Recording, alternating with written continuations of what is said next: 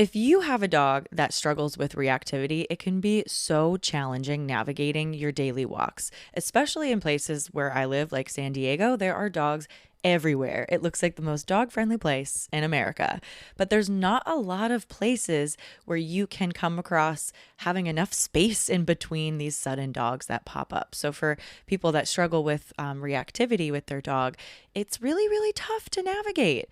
And I love to help give people some tips to just ease the stress of these unavoidable situations. And so, with that, I have a free guide that's on how to stay calm when your dog is losing it.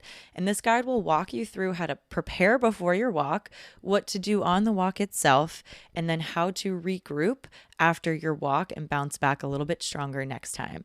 This isn't going to be a rigid training plan. This is really based on helping you stay emotionally regulated and giving you the tools and guidance to understand what to do to help your dog kind of go back to their normal baseline faster and with less drama and taking less time to get there. So if you're interested in the guide, I'm going to link it in the show notes. It's totally free. Just sign up with your email and you'll get it straight to your inbox. Hey friends, and welcome to the Co-Regulated Canines podcast. I'm Ashley Cipoletti, your host, and I'm on a mission to create more connection. Dogs are really just the starting point. Together, we'll explore how to live with more harmony, ease, and healing so we can show up more as the best version of ourselves, not just for our dogs, but also for our community and our planet too. So grab a coffee and let's dive in. Hello, friends. Welcome back to the show. I'm so excited to share today's episode with you. Some of you might remember my guest today from coming on an Instagram Live with me, where we talked about dog behavior problems and owner anxiety.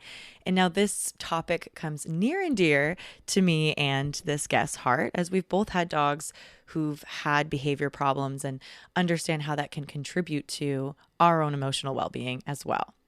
So today's guest is my good friend, Kelly McCoullough. She is a licensed therapist who treats children, adolescents, and adults.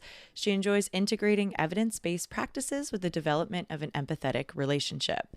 She specializes in treating anxiety, depression, trauma, and behavioral problems. And Kelly and I knew each other back in the day when I was working in business development in the mental health space. And so the two of us connected. I heard her speak on the topic of anxiety in adolescence, and it was so brilliant and so aligned with these parallels I was noticing. And a lot of her suggestions on how to help cope with anxiety were, again, I was drawing these parallels with the work I was doing with dogs.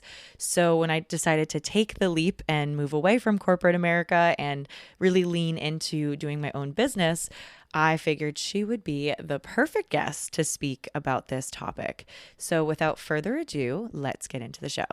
Welcome to the show, Kelly. I'm so excited you're here. And the last time we spoke about this topic, dog behavior problems and owner anxiety, was a huge hit on our Instagram Live. So I'm thrilled to bring this to our podcast audience. And yeah, excited you're here. Would you first mind just introducing yourself to our audience and what your background and specialty is in? Yeah, of course. And just want to echo, yay. So happy to be here chatting with you about this. So, my professional bio, I'm a licensed therapist. I actually specialize in kids and teens. I run La Jolla Therapy Center. We're a small boutique private practice where we also work with families and young adults. But my kind of personal piece here that I feel like is really relevant is I'm also a dog owner, a rescue dog owner, who I will probably talk about a lot today, a big German Shepherd, heart of gold, but definitely a little rough on the edges to put Yeah. it lightly. So I really experienced personally some, mental health challenges in bringing him to our home and adjusting our lifestyle and all of that. So this intersection of dog behavior and owner mental health or owner well-being is actually very personally relevant to me. Yeah. And would you mind telling us a little bit more about that if you're comfortable sharing the story of your dog's behavior issues and how that impacted you? Of course. So for some reason, I always dreamed of having a German Shepherd, but felt really invested in this idea of rescuing. And so a little bit naive, honestly, looking back in hindsight to just rescue this traumatized 1-year-old German Shepherd who at that point is already 60, 70 pounds. So he's only a year old, but he's big, right? They're big Mhm. dogs. And he had a lot of fear being around people and even us, right? And it took him a long time to feel comfortable with us. And because of that fear, there was some aggression. You know the language better than me, like warning bites or snapping. Never real serious injury, but very scary, especially for a dog that big.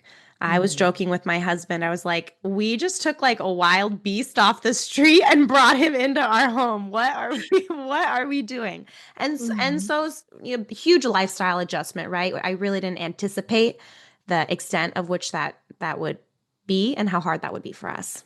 Yeah. So when you first brought him home, was it like you noticed right away, or did these problems seep out a little bit like after a couple weeks after you adopted him? It was definitely a slower seeping out process, which I would imagine that's probably what you hear, right? Mhm. What's that? It's Mhm. like 3 days, 3 weeks, 3 months or something. There's that phrase. Yeah. Like, Yeah, they definitely have that phrase in rescue. Yeah. so at first he was like an angel, and we're like, oh, he's so sweet, he's so cuddly, we love him. And then yeah, I guess maybe it's as he gets more comfortable with you, the owner, maybe that's when the aggression starts. Ironically, you could explain that certainly better than I can. Yeah, yeah, it's usually like once they're a little bit more comfortable because they've had a lot of changes typically when they're moving homes or if they came straight from a shelter or it depends on the situation. And then it's like I kind of equate it to as you are comfortable with your family, they get to see like all aspects of you, but you mask it a little bit at work or if you're kind of just like sussing out your surroundings and like I don't know if this is safe to be fully how express my feelings. So yeah, it's a common issue. You're definitely not alone in that. That's such a great point. And yeah, in our conversations, I draw the parallel so frequently between working with kiddos and working with Mhm. animals. So the same thing with kids, right? I always tell parents, parents always get the brunt of their kids' worst behaviors, right? Their kid will be a total angel at school and then come home and are kind of like causing all sorts of mayhem. And I always say, Mhm. like, they lash out at you because you are the person they feel most safe with. So it's probably the same Mhm. thing here. Yeah, I know, and it's always I feel like I see this a lot in, family dynamics where the dog's behavior will be worse with one person versus another, and Mm. usually it's the person that doesn't use harsher ways of communicating, if that makes sense. So Mhm. I how I perceive it is similar. I think they might feel safer with that person and or maybe there is some training mechanics of like, okay, how they're holding the leash and how they're responding. Maybe that person has more anxiety, who knows? But you do tend to see a trend of the dog like fully expressing themselves with the one person that they I think feel safest with too, which is interesting. Totally. Yeah. So interesting. Oh my gosh. Well, I love this topic. Okay. So what inspired you to I guess specialize in anxiety specifically? Yeah, what I love about working with anxiety is it's so prevalent. All of us experience it to some degree. And in some cases, it's really like this may sound super cheesy, but it's really like a superpower. It can actually be really adaptive. And I always joke if we didn't have anxiety, the human average lifespan would maybe be like 3 or something, right? It prevents Accurate. us from like touching that hot stove or like jumping off that, little ledge that's a little bit too high or whatever it is. So I Mhm. love that duality in it, that it can be both a protective mechanism and is a protective mechanism. But the brains, unfortunately, haven't quite caught up with our current environment in that most things the adult faces aren't life threatening if you're Mhm. in like, first world society, like, the US right now. And so there's a bit of a discrepancy, right? The brain still is over triggering an anxious response in situations where it isn't necessarily indicated. And there's a Mhm. lot of treatments that can be really effective at correcting that, which is really Mhm. cool to see. Yes, it's really all about the perception of what's happening when they're actually safe, but our brain and or our dog's brain are perceiving the situation to be threatening, which is usually why we're like, why are you barking at, all the dogs across the street when everyone's on leash, but our dogs might be perceiving that situation to be different, similar to how we're perceiving like a work email to be like a bear chasing us. Like our body's perceiving that as a similar response. Oh my gosh, totally. Another freaking parallel. Dog Yeah. psychology and human psychology. We're more alike than we are different. Honestly, I know it's from like the more I learn, I couldn't help but make these parallels myself. So I'm glad you're there with me. Totally. 100%. So I feel like you have maybe a firsthand experience feeling this with your own dog too, of maybe feeling like guilty or embarrassed if your dog acts out because you see this side of them that is like loving and sweet, and then maybe other people only see them acting like Cujo kind of a vibe. Yeah. From your perspective, what do you think is really going on emotionally there? Like when we're getting anxious, worried about everyone else's perceptions of us or our dog. I think it comes back to this theme, which I feel like is really universal, regardless of what the anxiety trigger is. It's this gap between what we're expecting or what we're hoping for and what the reality is, and Mhm. having a certain narrative tied to what that reality is. So, like, I'm expecting or really hoping that my dog is going to be this well behaved, cute, fluffy pup that I can take to the brewery and is just going to lay down at my feet and just kind of like make eyes at people, friendly eyes at people that Mhm. walk by. And then the reality is, my dog is not a dog that's safe to be out in public at a brewery where there's food around, and it might trigger his resource guarding.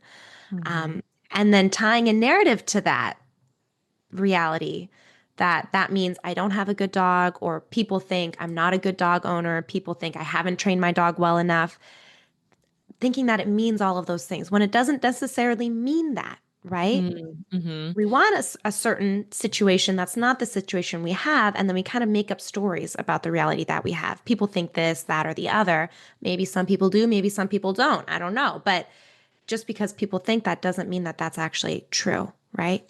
So true. Do you have any like tips on how to help reframe those stories if someone catches themselves kind of making this narrative, or any tips that you help clients with that might have anxious narratives about something else?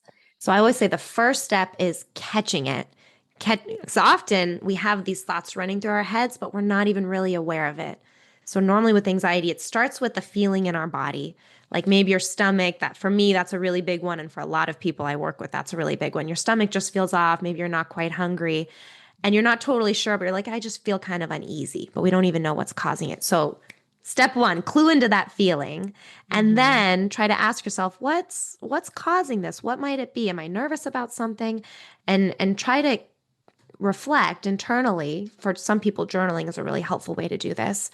Oh yeah, I'm just like feeling really bad that I went to the brewery and my dog was a total asshole Mhm. towards everyone Mhm. there. And Mhm. I met up with my friend from work, and I just feel really off about that. And, now that I think about it, I'm really worried that she's judging me for how my dog acted. So catching it, that's the first Mhm. step, and being able to identify it's this thought that's making me feel that way. Mhm. And then this, I was jump in just gonna say here. it sounds really like similar to like mindfulness practices of like catching thoughts that come up if you're trying to meditate and then like releasing them. But being able to notice thoughts is a skill. If you've never done it before, it might feel or sound weird. Oh my gosh, totally. And like a lot of this stuff happens without us really being super aware of it, super in tune with it. Mhm. And even for me, right? Well, this is my job, past 10 plus years. My job is helping people catch it, and they still find a way to slip by me sometimes in my own personal Mhm. life. Of course. Right, we're all human. Yeah, of course. That's why we always say, mindfulness, it's a practice. Even like the Buddhist monks that have been doing this for 30, 40, 50 years, Yeah. for them, it's still a practice, Yeah, that's which so is that's pretty true. powerful to think of it like Yeah. that. Yeah. So catching the thought and also noticing like feelings in our body that are like that. So it's almost like a body awareness and a thought awareness. And then once you catch it, what do you recommend people then do? So there's some kind of nice go-to questions that you can try to challenge the thought a little bit. I want everyone that I work with to develop a healthy amount of suspicion for their thoughts. Don't believe everything you think. Don't believe Mhm. every thought that pops into your head. Well, like, why do I think my coworker was judging me? Did my coworker say something explicitly? Well, no, not actually. Did my coworker maybe their facial expression change? Maybe, but do I know that was because of my dog barking? I guess I don't know that's the reason why the facial expression changed. Maybe it is, maybe it isn't. Mhm. What other reasons could that coworker have maybe acted differently that day? Maybe they had a long day at work. Maybe they didn't even notice my dog barking. Maybe they have their own dog that's also acted out in similar situations. Trying to just get a little more info Mhm. to gently challenge your assumption that my coworker's judging me because my dog was being an asshole. Right, right. It's like we don't know that that's true. Do you ever find that some people are more prone to, I guess, like viewing everything as a potential threat? Like everyone is upset with them and some people might be more or less aware. Like they might not notice if someone was giving them feedback, like something they did actually was upsetting. Like, do you ever see that spectrum, I guess, of variability in clients? You're saying kind of this either one of two extremes. One, always assuming that people are thinking negatively of you, Mhm. versus people are giving you constructive feedback and you're rejecting it, like not Yeah. listening to it. Exactly, yeah, it's like, I would imagine that probably comes up because they're it's probably a skill of being able to read some body language, and then also, I would imagine, like, if you had I don't know, trauma or anything, you might over perceive things to be threatening when they're not. Definitely. Oh my gosh. So I would say all of us are vulnerable to the psychological term we use for this is distortions when we're kind of assuming something that isn't true necessarily or that we don't know is true. Viewing something in a negative light, that's a distortion. All of us are vulnerable to that. And truly, all of us experience it probably on a daily basis because we're all kind of making leaps of judgment day to day about even about little things like, oh, maybe I'm going to have traffic, so I'm going to leave the house 5 minutes early. That's not that's an assumption, but that's not an assumption that's really going to mess up your life or wreak havoc on your mental health necessarily. So all of Mhm. us experience it to an extent.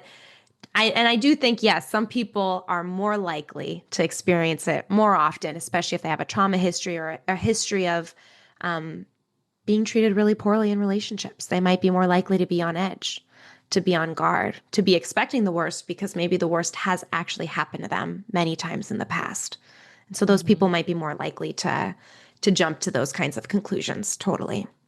So true, and I couldn't help but make that parallel again with dogs because we see that in some dogs that's like, well, they're perceiving that people approaching them is threatening because 'cause they're a little dog and we can just put our hands on them and pin them down, or we Yes. squeeze them, they're so cute when they're really uncomfortable, and it's almost traumatizing the dog, and then they're like, people are scary, and then perceive anything anyone does as scary, where some others have none of those negative experiences, and they're like, "Everyone's my best friend," and you could, like, yell at them no, and they're like, "You love me." Like So funny. And I have Yeah, friends who have dogs like that. Oh yeah. yeah, We all know dogs like that. Yeah. yeah. Where they're just like, "You're talking to me," and they're pumped, and then other dogs are like, "You looked at me the wrong way, and now I'm, like, need to recover for a week."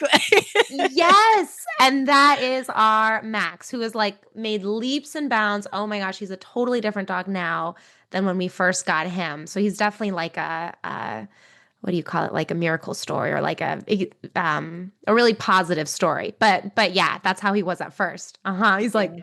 don't look at me. Why are you looking at me? We and our dog trainers would even say, don't make eye contact with him. And we're like, oh my gosh, I can't make eye contact with my dog. That was Yeah. threatening for him.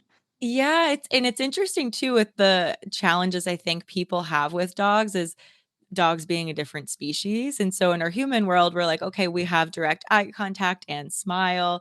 Other species showing teeth can be something that is threatening, and direct eye contact threatening. We hug, that can be threatening to other animals. So I feel like a lot of Yeah. the conflicts is usually just like how humans and dogs differentiate and communicating, even though their feelings are similar and we can kind of make those parallels. It's The way interesting. we express love is different than the way they receive love. Yeah. And Yeah. probably vice versa. Like, how do dogs express love in a way that we might not like perceive it, right? Right. What do they do? Right, yeah, usually it's, like, jumping up, wanting to lick your face, cuddling on you, taking up the bed, all probably a lot of things we find annoying. And they're like, "We just wanna love." Yeah, yeah. That's funny.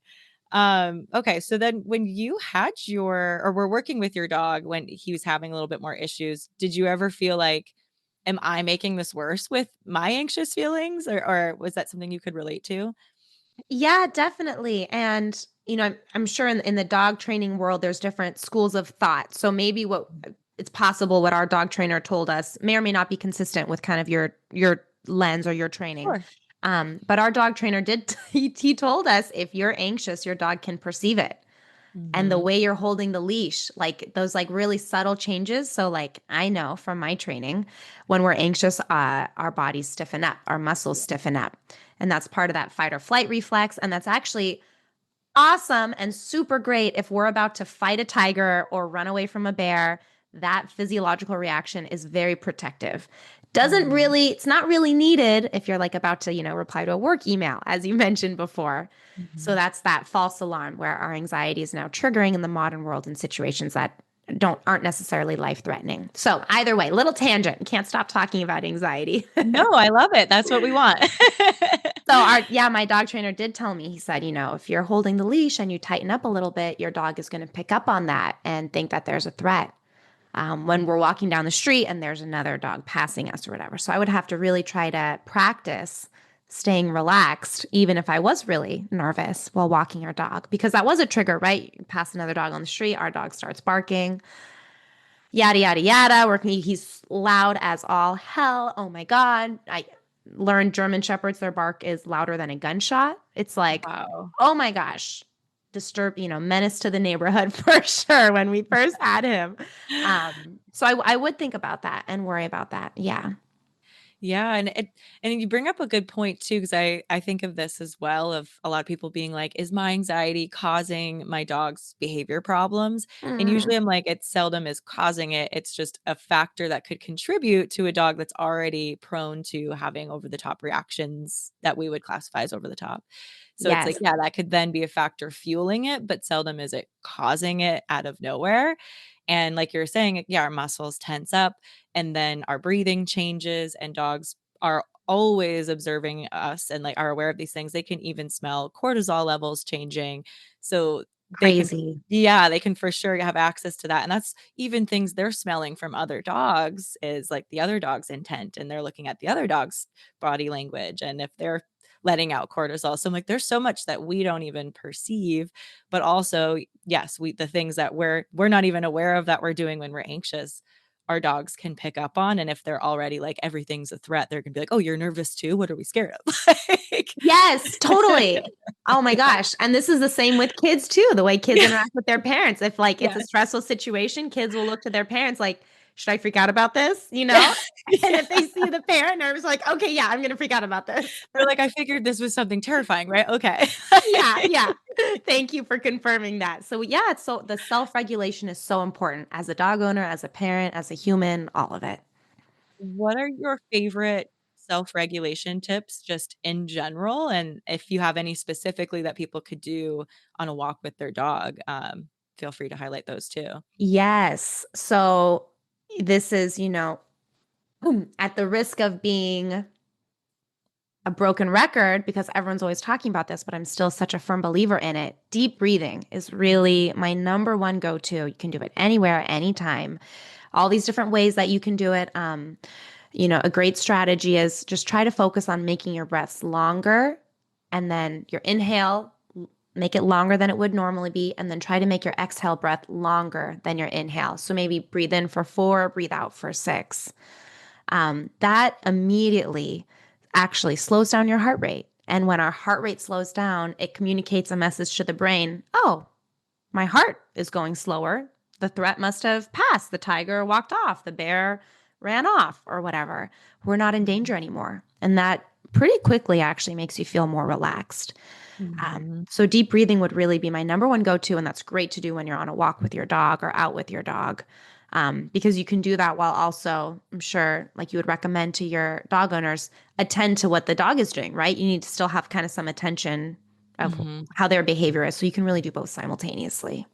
Yeah, no, I'm such a huge advocate for the breath and breath work like changed my life when I got introduced to it for the first time. And I was working with like a breath work, I don't know, like her actual like title, like facilitator. I don't know. She had like formal training in it and taught me how to practice like with these like breath holds, even when I didn't necessarily need it in the moment, but I was doing this as a daily practice for about a month. and it increased my body's capacity for stress. And I still swear by like my baseline anxiety when I called this girl was like a 7. I felt like for no reason I would wake up feeling like I like panicked. And then after all of that, it was like a 2. And this was years ago. And to this day, it stayed that way. And I know I can tap Gosh. into the breath where I'm like that, not to be like, that's just what will fix it for everyone. But for me, it was massively helpful. And now anytime I feel like my heart rate elevating or like anything, I'm like, okay, let's tap into the breath. Even if I've had too much caffeine, it still helps. Yes. Yes. And yeah, Wow. hugely helpful. So I love that you shared that. I'm like, I do that all the time, especially with the aggressive dogs. I walk into that house, I'm like, I need to be on it with my Oh my God. deep breathing because it is scary and your body is perceiving that threat accurately. Like this dog could bite you. It's pretty Totally. accurate representation of like you should be a little bit nervous. If you're not, that would be unusual. Totally, totally. I love that story. And I love that you're such an advocate for breath work too. And I want to say to anyone out there listening, if deep breathing doesn't work for you, it's because you haven't practiced it enough. You either haven't done it right or you haven't practiced it enough. Because I do hear that a lot. It doesn't work. I tried it. It doesn't work. But I think it could take months, maybe even years of really practicing the breath work for it to feel more intuitive and for it to Mhm. come easier. It's like riding a bike. You got to keep on keeping on. Give it some Yeah. time. Yeah, I feel like when I feel my best, it's because I'm on it with my breath work and or meditation practice. I feel like the best version of myself. When I fall off that, which happens, I definitely feel more like I'm checking social media more. I need more coffee. I feel more tired and on edge, and my sleep's off too. It's kind of an interesting personal observation I've seen. Yeah, yeah. And the whole caffeine anxiety connection. And I'm a huge coffee drinker myself. Yeah. Just be careful. Caffeine can definitely make us feel anxious. Same. Yeah. Could you tell us a little bit more? I remember we spoke about this during the Instagram live, but a lot of people don't know this, and I think it's so important to know. And we're kind of a coffee obsessed society. I also love coffee, but Oh my having this gosh. awareness has changed my life of my choices if I need to. Totally. So what's really interesting, right? The way the body and the brain are connected and it all goes back to caveman times, the fight or flight reflex, which is very protective. Bear comes, my heart goes faster so I can pump blood to my extremities. My muscles tighten up because they're ready to go into action. My breath is going faster too, so I can get more oxygen to my muscles so I can fight or run away from this bear. And the body then or the brain, excuse me, has associated all of those physiological feelings with there's a threat, there's danger, panic, right? Panic, Mhm. there's a bear, you might die, get ready. Mhm.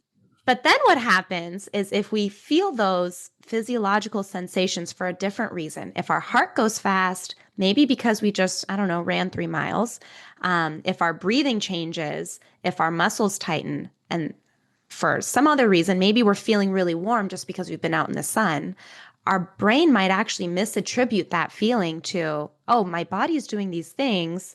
There's probably a threat nearby, even if you're not actually anxious. So, caffeine can actually induce all of those physiological symptoms. Caffeine can make your heart go faster. I mean, that's kind of what its purpose is, right? It's to help us Mhm. focus and to wake up and to get going.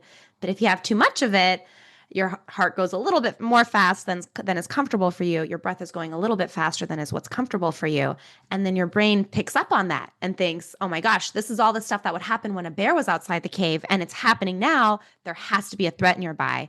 And then you feel really anxious. And that's what people call like the caffeine jitters, right? Where it's that Mhm. like uncomfortably caffeinated state. Mhm. So I just think this is great education for everyone to have because if you do start to notice it, and this happens to me, and anyone that knows me knows I'm obsessed with caffeine, and I also personally run a little anxious myself. So it's great education for people to have because if you do notice that, you can then think back, oh, wait, did I have an extra cup of coffee than usual? You know what? I'm just feeling this way, not because there's a threat, not because I have anything anxious to be worried about, but it's probably just the caffeine. And I will even tell myself this I'm going to give it an hour and check back in. And if I'm not feeling better in an hour, then I'll reevaluate.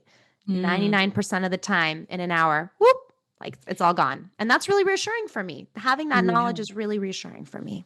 I can completely agree, and I even feel like I have taken it like another step too of noticing like even if I have like a glass of wine or any type of alcohol that negatively impacting my sleep. I think there's like studies on even one Yes. drink really negatively impacts sleep. Then the whole next day, my stress tolerance and like mood and everything is a little off. And I feel like I need more caffeine to focus. And that's this cycle where once I had the awareness of this, I can ask myself the same question like, oh, it's because last night I had 2 glasses of wine with dinner, didn't sleep Hmm. well, needed more caffeine. Let me just sleep on whatever issue is really bothering me today. And if it's still bothering me after a good night's sleep, maybe that like doing some more like inquiry. But I feel like a lot of times it's this like almost like a synthetic body reaction to the things we're drinking or feeding ourselves in a way. Totally. And again, that body brain connection. If we're tired, if we're overly caffeinated, if we're hungry, if we're sick, if we're in pain, again, another parallel to dogs that I think you'll Yeah. bring up later, our emotional capacity is diminished and we're not as good at solving problems, including Mhm. emotional problems, if any of those factors are at play. So that age-old advice, sleep on it, it holds Yes. true. It holds true. It really does, and the same is true for dogs of again, these parallels, like, if they're stressed, if they have pain, if their sleep is off, even if especially this time of year, dogs with, allergies and they're itchy, they're not sleeping well through the night, so it feeds into this too, so very similar. Once that's where I'm like, I think this education has the power to change the world. We could probably stop a lot of wars if people were aware of what was contributing to their anxiety or to their emotional regulation in a way. Yes, yes. People who take care of themselves tend to make better decisions. 100%.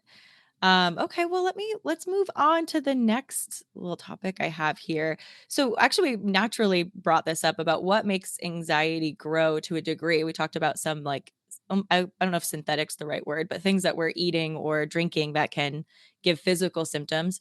Could you share any other insights on what else can make anxiety grow?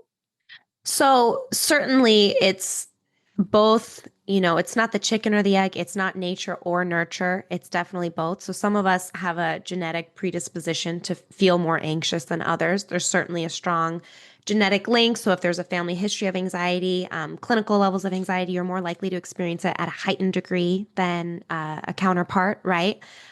So there's the genetic piece. But then also our environment, our situation. Certainly, stressful situations make us feel stressed, and that can worsen your anxiety if you have a kind of certain life circumstance that is really hard to deal with. The transition, any change, any of those things can exacerbate your anxiety. What I really look for is because life situations are always changing and there's always a change on the horizon.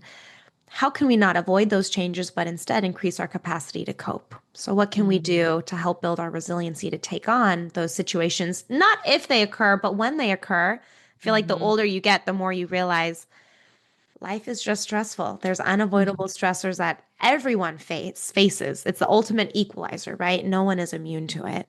And so, how can we increase our capacity to cope and build resiliency in the face of those stressors? I love that. Yeah, because I think avoidance has a place sometimes of like, okay, I just don't want to deal with this today. And like, that's okay sometimes. And then other times it's debilitating if our life gets smaller and smaller and smaller because we're too uncomfortable getting uncomfortable that it's this fine line and almost like a dance of growing out of our comfort zone and also being okay with sometimes deciding to not and you know, rest sometimes. Totally. How do you see the avoidance in your dog training work? Like, are there certain situations, and I know from what our dog trainer told us, that you maybe would say it is appropriate for you to have your dog avoid this or avoid that? 100%. Because also we can't use our verbal language like we can with people to our dogs to explain this is what's gonna happen and, like, have them change their expectations to be, like, predictable, so it kinda just we throw them into it, and dogs can't meet their own needs or learn on the internet to practice skills, so they're left with you know what I mean? They're left with, like, less of a toolbox, I think, these Yeah. days. So if you know an environment is going to set a dog up to fail, I'm like, for sure you don't need to put your dog in that situation for them to like grin and bear it. I think some people will get stuck though, especially in reactivity training of the always avoiding of like, Yeah. okay, we're just always gonna cross the street and whatever. And it's not necessarily bad. It's just like, oh, the dog's never going to work through feelings if that's someone's goal is let's work through it if you're always avoiding it. But if your goal is I don't want to deal with it, and I don't care if my dog is has these big feelings forever, I just don't want to handle it, like that's fine. I'm like they don't need to work through it, but I think a lot of people are like, oh, positive reinforcement training doesn't work for this because they're using it as a distraction technique or avoidance, and they're missing the Mm. integration piece. As just a side note, I think that's what's most misunderstood about it. But I think it's certainly appropriate and needed to avoid situations where dogs will be rehearsing behaviors that are unsafe, especially if there's the public involved. Like if you're bringing your dog to a cafe and you know that they might bite someone that reaches to pet them, like definitely avoiding that and not being like, we're going to work through it. Like that's a unnecessary risk to the public. Yes, like set your dog up for success.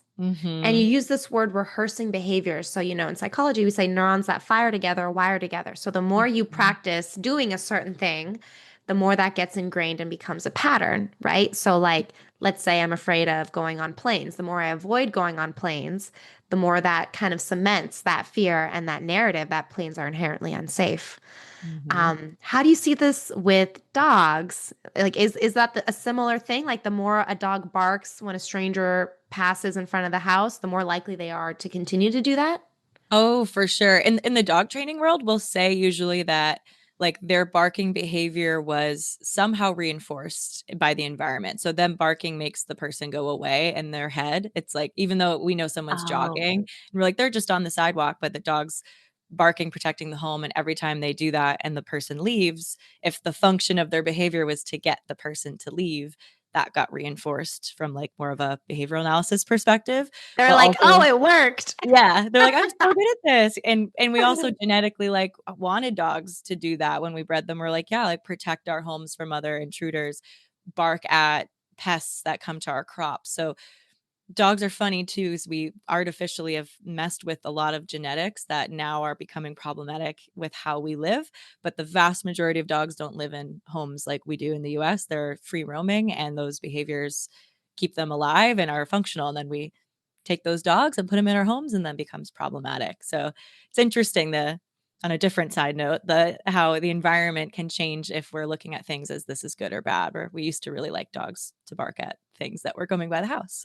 Oh my goodness. This is just like lighting up so much for me. Like thinking about a dog and I guess like in the countryside, like a big ranch, that Hmm. same behavior, barking at other dogs coming by, like maybe they're barking at a coyote that might eat the cattle or something, right? Hmm. That's a great behavior, like gold star for the dog. You love Yeah, it. But then you take yeah, that same dog and you put him in like a 10-story condo in Little Italy and it's yes. like a disaster. But it's the same dog, it's the same behavior, but in one environment it works really well, in the other it doesn't. Exactly. Yeah. And then some dogs were like, okay, be hyper aware of movement and control movement. And that's a lot of herding breeds. And then when they can't do that, they get a lot of anxiety. And that's why I'm like, it's there's a lot of parallels with people. And then the genetic piece is interesting of what we wanted dogs to do and bred them to do intentionally and how that pops up. And then we have these random mystery mutts where it's like a grab bag of genetic behaviors that might not like make sense. We're like, oh, this is like totally strange. But yeah, it's fascinating topic, I think. And a lot of the things you were saying that like causes anxiety to grow in humans, that parallels true within dogs too. Or you were like the genetics piece, if their parents or grandparents were more prone to anxiety, we see that in dogs, especially with separation anxiety. Um, Mhm. where you could raise the two dogs up the same way, but if they come from a lineage of their parents or grandparents having separation related anxiety, like it's much more likely that they will too, which is Yeah. fascinating. Wow. Yeah, that is really interesting. Oh my gosh. Hmm. And so if people are starting to notice their anxieties like growing, what could they do to interrupt that? So we have the tools so far of noticing the anxious thoughts. Mhm. Um, and then refresh my memory of then after people notice it, then and like re-changing the narrative, what else could they do, even if it's not within the context of their dog? Yes. So yeah, cluing into the feeling first. trying to identify a connection between their feeling and their assumption or distortion, what thought is driving that feeling. Then trying to gently poke holes in that link, right? By asking questions like, well, why do I think this might happen? What else might happen instead? What reasons do I have to think that other not so bad thing might happen? And even if that, this is my favorite actually, because sometimes bad things really do happen. Even Right. if that bad thing does happen, how could I still cope with it and be okay? Mm. And that's brilliant for resiliency because when the bad thing does happen, it gives you that sense of empowerment of, I can still find a way to move forward, even when my not ideal outcome occurs. Yeah, almost thinking worst case scenario, but in a way that's not like, well, what if this happens? But it's like, okay, if it did, then here's how I would realistically problem solve that and actually still be okay. Yes, totally. This is how I could still move forward. This worst case scenario isn't actually a worst case because it's not the end of my book. There's still Mm. like a way that I can move forward from this. Yeah, and I think that could help tying it back to people's behavior problems with dogs.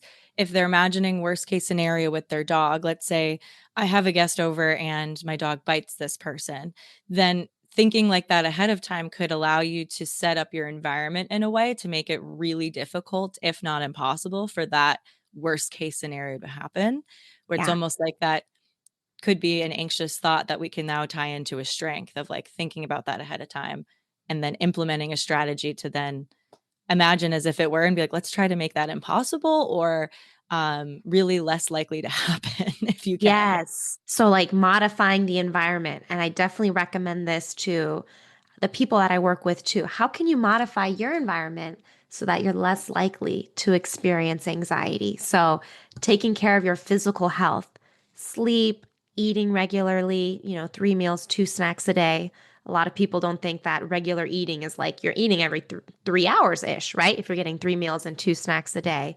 Mhm. Moderating your caffeine use, moderating your alcohol use, and then maybe even just being aware of what are some the term that I use is avoidable stressors that I can let go Mhm. of.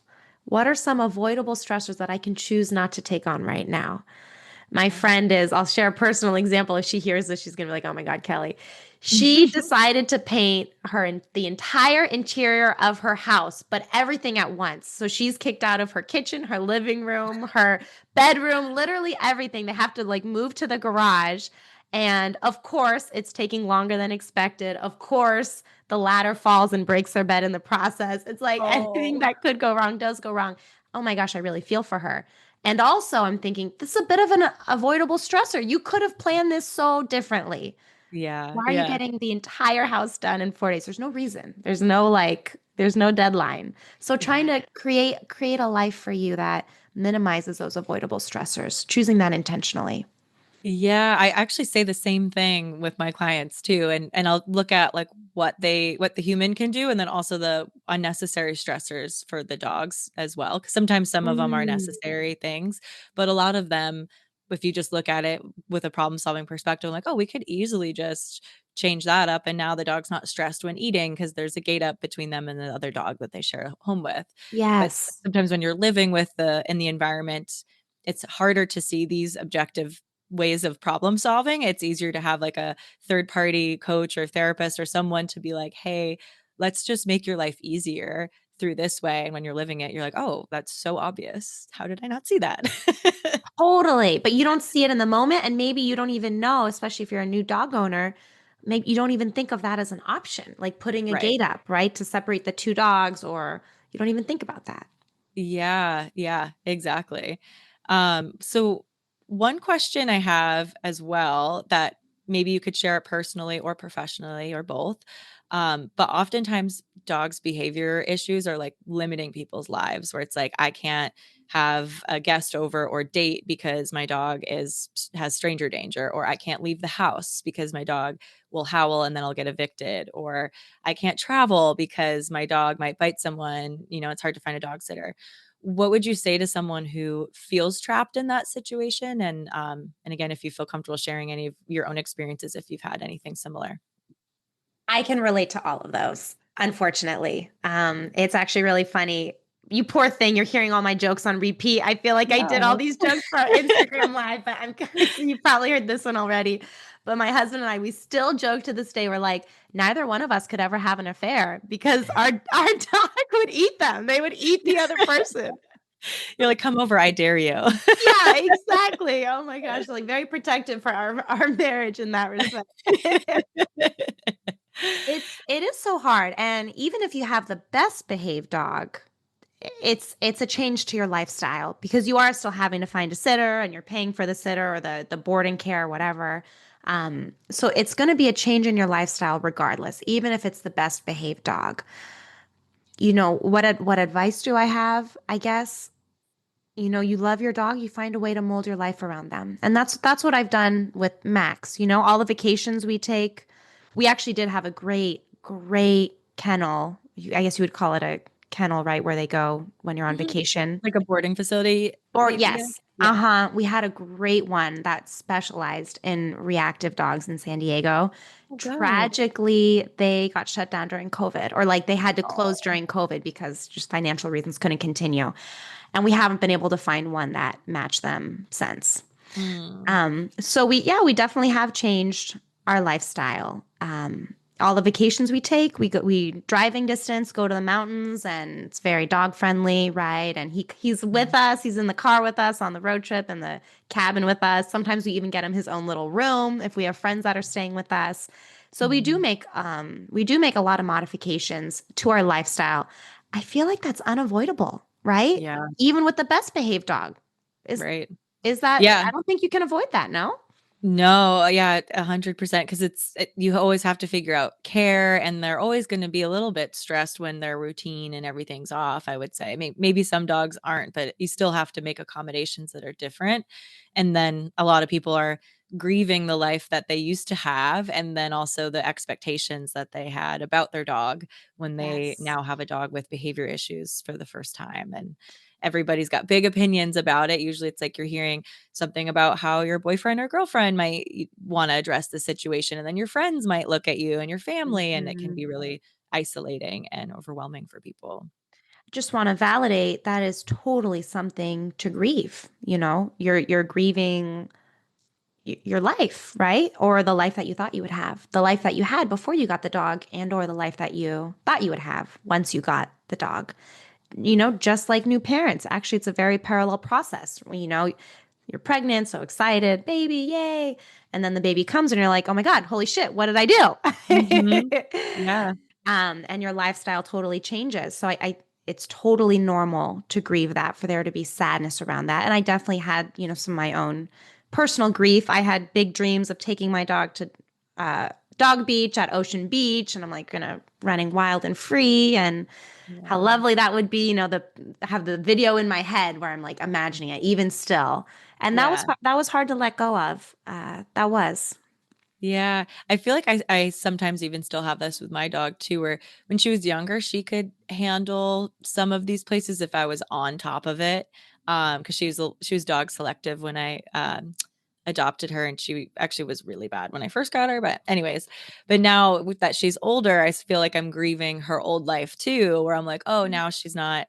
It wouldn't be setting her up for success to just like throw her in Fiesta Island with all these young dogs that are going to be running amok. And she has really bad back pain and thyroid issues where she gets tired easier. And so it's just different choices. And I think having the flexibility as a dog parent or human parent to adapt with what life throws at you is important. And that goes back to that resilience piece you're talking about of life throws us curveballs that we seldom plan for. And you kind of just have to roll with it sometimes. Yeah, I think in hindsight, now reflecting on it, um, the advice I would give myself if I could go back in time. Yeah. One is it's okay to grieve. So, of course, feel all of that. You're totally allowed to feel all of that.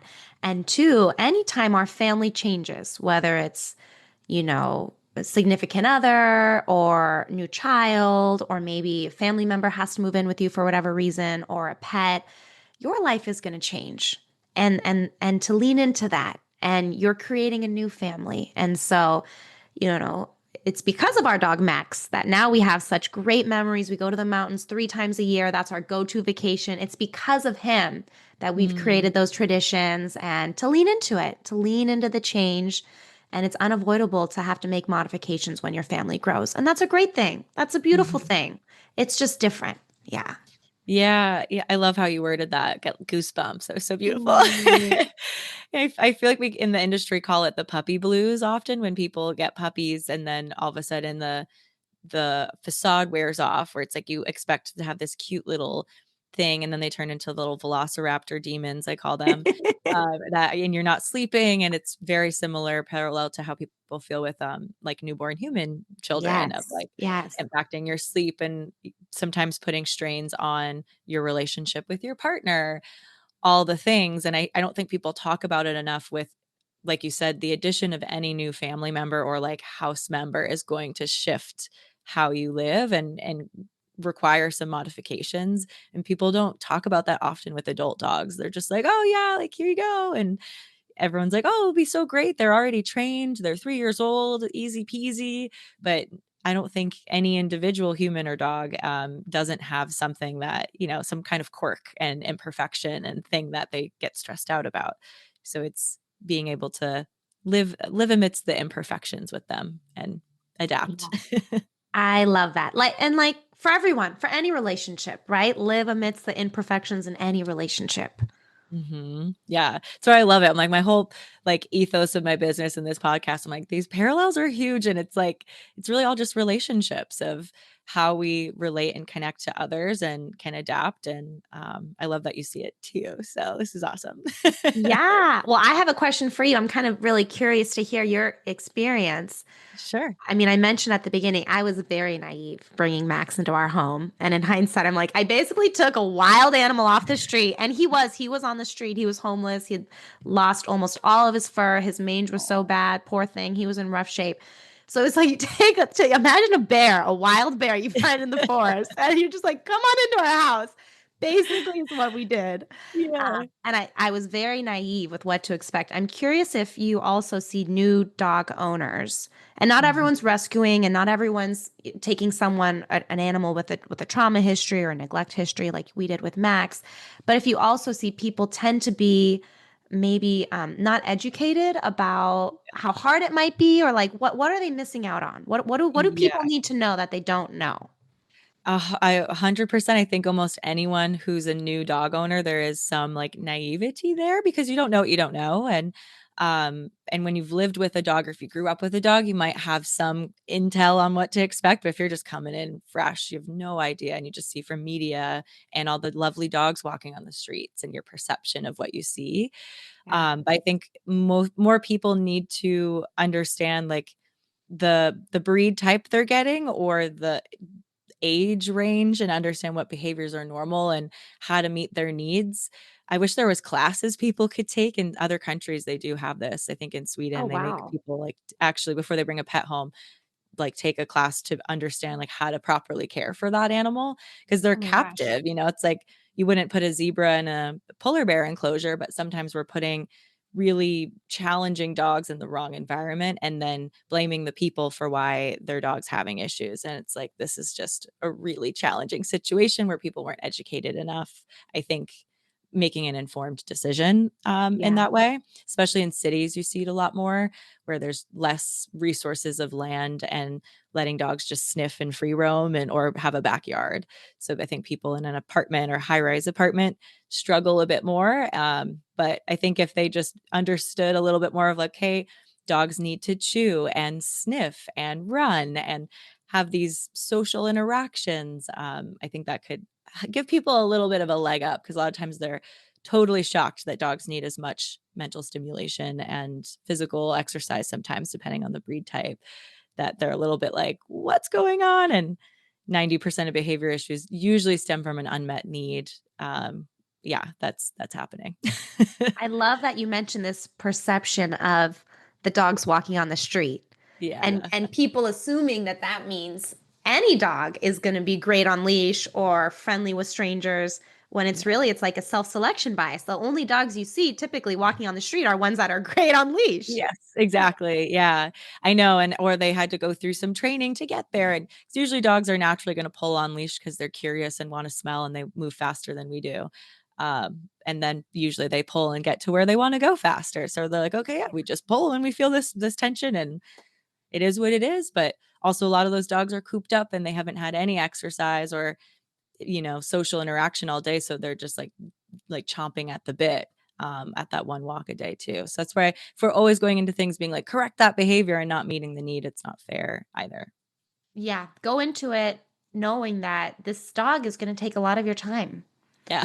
In order to be a well-behaved animal, right? It's going to Yeah. require maybe 2 walks a day, 30 minutes each walk, maybe some puzzle toys at home or whatever Mhm. whatever you might recommend, but it's going to be a change.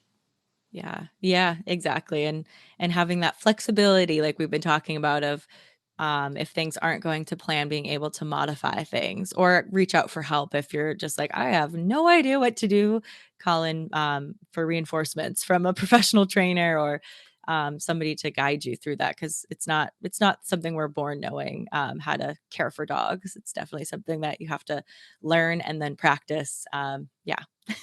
Totally. Well, I know from my experience, but I would love for your listeners out there to hear what are the red flags that you want dog owners to know that would be a sign like, I need to reach out to someone like Ashley? Like, what are things that would tell someone that they need a professional in their life, professional like you in their life? Yeah. I mean, I think anytime a dog has either bitten or is posturing to bite, that's a huge red flag of definitely get help because it often will get worse over time as they're rehearsing the behavior, right? Um, I would even say if you're noticing that your dog is really anxious or avoiding a lot of things and you're worried about their quality of life because they're acting fearful, that's another red flag. Or if you're feeling like I'm resentful of my dog and you're just like, they're driving me crazy. Everything they do is wrong. That's another sign where it's like, we don't want that relationship to be resentful. We want both parties to have their needs met, including the human in that dynamic. So that way it's not just the dog running amok and the person feeling like their needs don't matter. Yeah, oh my gosh, that last one really hit the nail on the head for me. The Yeah. human feeling like everything they do is wrong. That's Yeah. that's an awful way to start your relationship with your new dog. Yeah, so many people can relate to that. I feel like 99% of my clients I work with share that with me where they're like, I just feel like everything I do is wrong. I'm making it worse.